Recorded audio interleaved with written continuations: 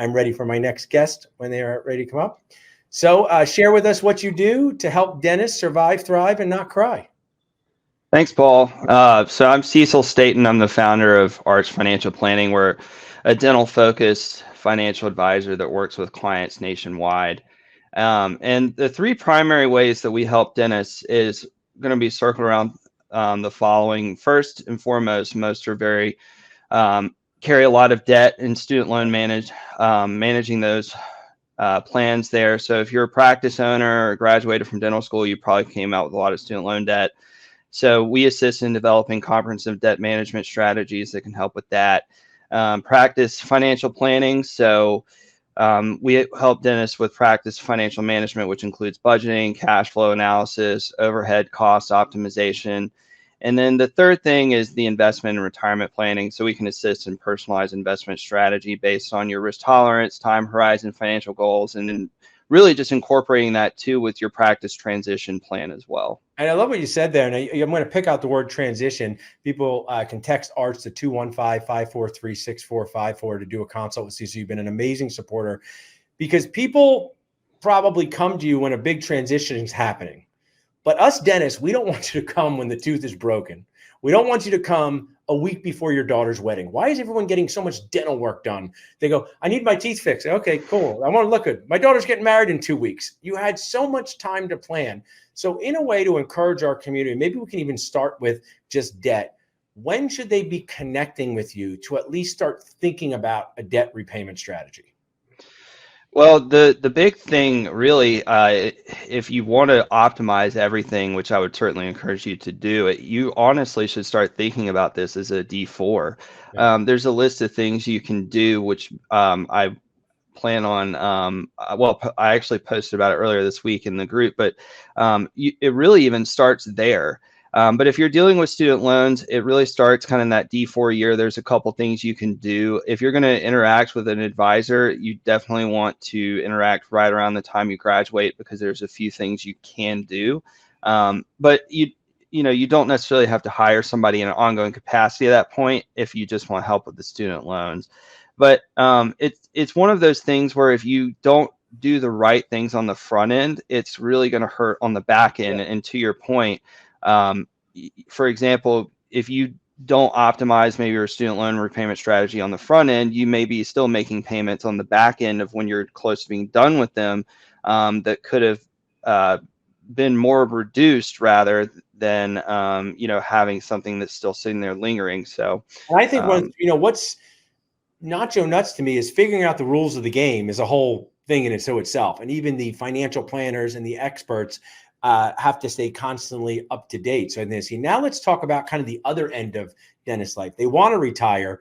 What do you find most of them wish they did sooner? Someone's going to talk to you tomorrow and saying, I'm 53 years old. Am I ready to retire? And you might be like, oh, geez, you're not ready. Or you might say, oh, my gosh, you're in great shape. So what are some things these dentists in their 50s probably wish they did sooner that we could help our audience in their early 30s? Yeah, well, if you're starting out in your early 30s and you don't want to be that person in their 50s that's wondering, why didn't I do these things earlier? It's really going to start with the end in mind. What do you want it to look like?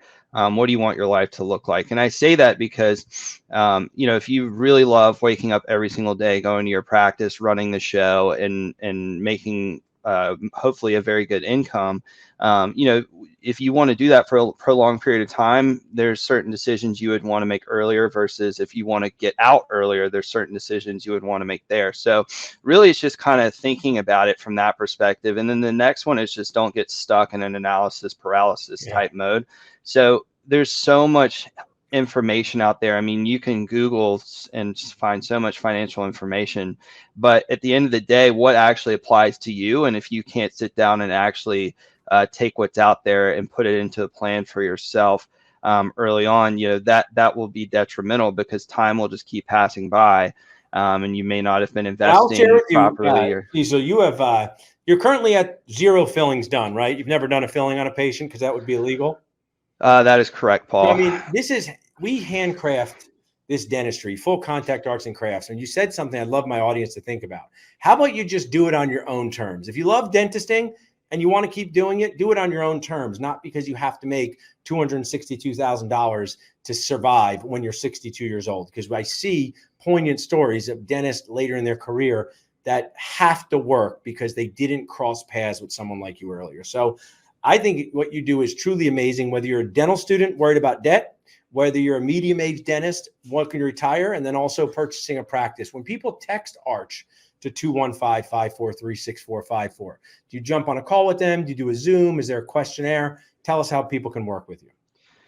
Yeah, so we highly encourage folks to take a look at our website. A lot of times people will come to us and they have either worked with an advisor who potentially only sold insurance or something along those lines. That's not who we are.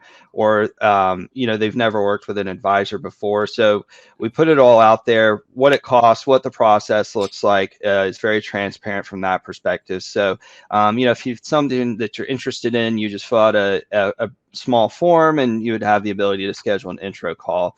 And from there, it's really just trying to figure out whether or not we're a good fit personality wise, but also too, can we provide the services that you're looking for, talk about what they cost, things of that nature.